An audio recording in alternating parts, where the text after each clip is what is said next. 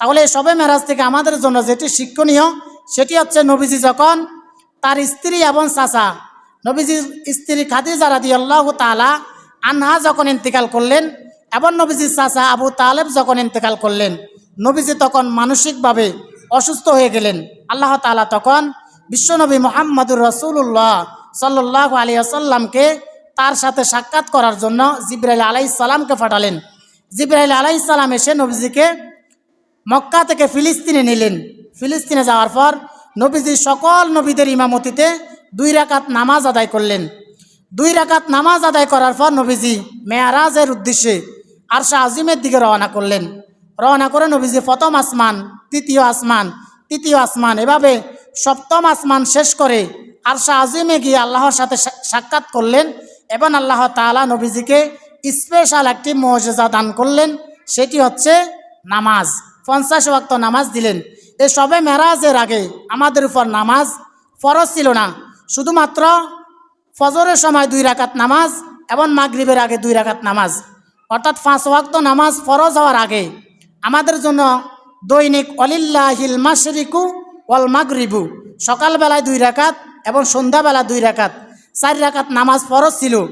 যখন এই 5 ওয়াক্ত নামাজ ফরজ হয়ে গেল তখন আর আগে যে 2 রাকাত করে 4 রাকাত পড়া হতো ওই নামাজগুলো বাতিল হয়ে গেল এবং আমাদের উপর 5 ওয়াক্ত নামাজ ফরজ হয়ে গেল। সুবহানাল্লাহ।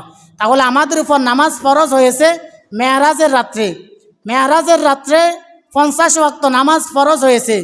এরপর নবীজি যখন 50 ওয়াক্ত নামাজ নিয়ে দুনিয়ার দিকে রওনা করলেন, মুসা আলাইহিস সালামের সাথে সাক্ষাৎ হওয়ার পর মুসা আলাইহিস সালাম বললেন, আমার উম্মত দৈনিক সকালবেলা 2 রাকাত, সন্ধ্যাবেলা 2 রাকাত, এই 4 রাকাত নামাজ আদায় করে না, সুতরাং আপনার উম্মত 50 ওয়াক্ত নামাজ আদায় করতে পারবে না, আপনি আল্লাহর কাছে যান।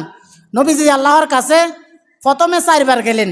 4 বার যাওয়ার পর 10 ওয়াক্ত করে 4 বার 40 ওয়াক্ত নামাজ কমিয়ে দিলেন।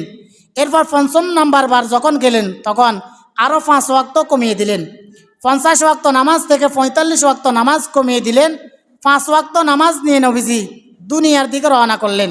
আল্লাহ তাআলা তখন গায়বী আওয়াজ দিয়ে বললেন, হে মুহাম্মদ, আপনার যে সকল উম্মতেরা দুনিয়াতে 5 ওয়াক্ত নামাজ আদায় করবে, আমি আল্লাহ তাআলা 5 ওয়াক্ত নামাজের বিনিময়ে 10 গুণ করে 50 ওয়াক্ত নামাজের সওয়াব দান করে দিব। সুবহানাল্লাহ। তাহলে আমাদের উপর যে 5 ওয়াক্ত নামাজ ফরজ হয়েছে এবং নবীজি আমাদের জন্য মেয়ারাজে এই 5 ওয়াক্ত নামাজ নিয়ে এসেছেন। সম্মানিত উপস্থিতি, সংক্ষিপ্তভাবে শবে মেয়ারাজের যে শিক্ষা, শবে মেয়ারাজে আমাদের উপর যে স্পেশাল মুআজিজা এসেছিল সেটি হচ্ছে নামাজ।